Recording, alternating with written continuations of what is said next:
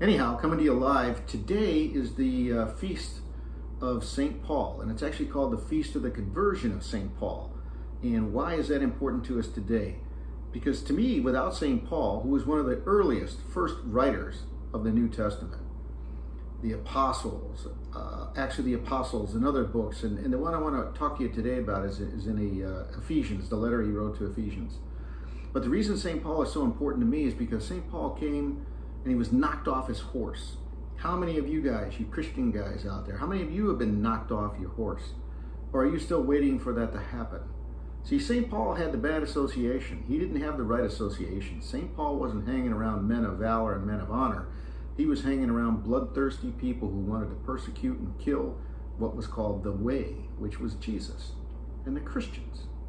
So St. Paul had to get knocked off his horse and lose his sight and be led by hand, which was probably one of the most embarrassing things that there could be.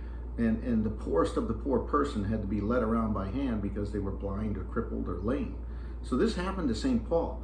And then he was given this great vision about doing what? Spreading the gospel to everyone, all people. Well, that's where you and me come in, see, because we're not Jews. Or some of us might have been Jews converted to Christianity, but let's just stick with me here. If it wasn't for St. Paul going out to preach the gospel to the Gentiles, I wouldn't be sitting here with salvation in my lineage from years before me, and then from my lineage, God willing, to years after me. So I want to read something to you about this power of association, because this is critical, guys. Don't lose sight of this. In the world we live in today, iron sharpens iron. Men have to be around men of valor, real men with principles and value systems and morals and beliefs and things they're willing to fight and die for. So here's a reading for you that I want to read to you, and then I want to tie in the rest of this talk. This comes from Ephesians 5, and I don't have my Bible with me today because I'm traveling, and man, that's a sacred book. I've had that thing for many decades, and I don't take it out of the house anymore. So I've got my electronic Bible with me, but here we go. Chapter 5, and we're going to start at verse 6 and go through 9. The subtitle is Duty to Live in the Light. Okay, let no one deceive you with empty arguments, for because of these things the wrath of God is coming upon the disobedient. So do not be associated with them. For you were once in darkness, but now you are light. How about that? Light in the Lord. Live as children of light. Well, we're called to live as children of light in the world. What are we doing hanging around with bad associations? What are we doing with hanging around people that are negative or dragging us down or bumming us out or causing us grief? They're not even like-minded. Well, guess what? Sometimes you have to hang around those people now, don't you?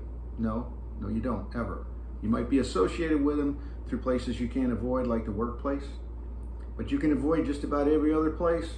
Well, maybe the in-laws for dinner, but I digress. My in-laws are awesome, and I love them, and I hope yours are too. The point of the power of association is simple. You are who you hang around with. Don't we tell our children that? We should be, because it's true. If they're hanging around with the internet, bad association. If your kids are hanging around with little Johnny down the street who's a bad seed, bad association. You get where I'm coming from? So why do we drop our guard as adults? We never should.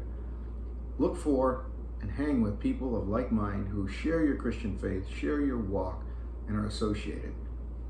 Those of us living in the light can bring others into the light. We can be a role model, we can example, we can expose. And I'm going to follow up with one more thing. I had lunch today with a guy who's a man of valor, and he's a man's man. And it was so cool how the two of us are connecting and talking. And not every conversation I have, or I'm betting you have, is that way. Sometimes a little uncomfortable, maybe a little uneasy regarding the workplace. But this is a guy that's in the workplace, and I'm down here helping a company, and I had a chance to invest some time with him.